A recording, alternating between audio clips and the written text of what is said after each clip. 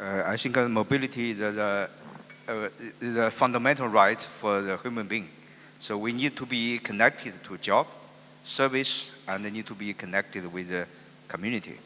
And also, when the mobility improve to some level, we can expect the economic growth. Otherwise, it will be very, very difficult. So now we are facing a very fast urbanization. Population increase is far beyond the expectation of a planner. Now in Shanghai, we have 23 million people. So it's maybe several million more than expected. And also, we can find the economic structure change from the industry to more service-oriented industry. So now the motorization of the car traffic has been the major pollution in the city. Previously, the move from the industry. And the central government has a long time addressed the policy, try to encourage public transport for many years, but we also try to encourage car industry promotion because China is very poor 10 years ago. So we have to find some shortcut for the economic development. And learn from the developed country, we understand that the car is the key to speed up economic development. So because of this policy, I think many cities are facing serious congestion and environmental problem and try to reverse these trends. So we can find the BRT system, metro, public bike, lot of measures has been implemented to reverse these trends of faster motorization. But it's really not so easy if the land use structure has been changed, follow the motorization. And in case of Shanghai, because of the lack of the resource and the high density and lack of financial capacity, Shanghai have to accept not to adopt motorization, or Shanghai cannot adopt motorization.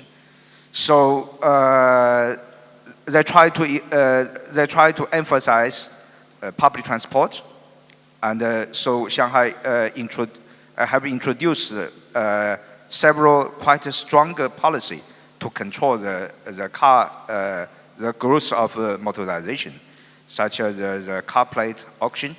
So if you want to buy a car in Shanghai, you have to pay around $10,000 for the plate. It's quite expensive, almost half the cost of a car. And in the same time, during the rush hour, only when you have this plate, you can drive on the elevated motorway. So you can have the speed when you have this plate. And also, the parking fare is very expensive. In 2006, 1 hour parking in the city center is around $3. So, but it's keep constant. So for a long time. So we argued that maybe we shall increase the parking fare. And a lot of efforts has been put on the construction of metro line. Now we have 13 metro line. Each day carry about 6 to 7 million passengers. So we cannot expect if we do not have this metro line. And Shanghai World Expo, I think it provides an opportunity to speed up the construction of the metro line with the central government's support. Now we also have the ambitious plan to extend the metro line to 1,000 kilometer long. And the transport in Shanghai is quite diversified. We still keep quite a large percentage of the trunk route with dedicated bike lane. So the model split for bike or e-bike or e-two-wheel is still quite high. We have around 30% of the people travel by bike, e-bike, or e-two-wheel. So in this case, we can find that even the increase of the transport cost for the high-income people, but for low-income people, the cost for transport not increased a lot. because they use a bike. And because of high density and high mixture urban space, it's possible for people to use bike.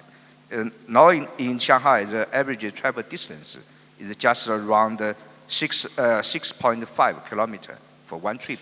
It's much shorter than compared with Beijing. It's around 11 kilometers.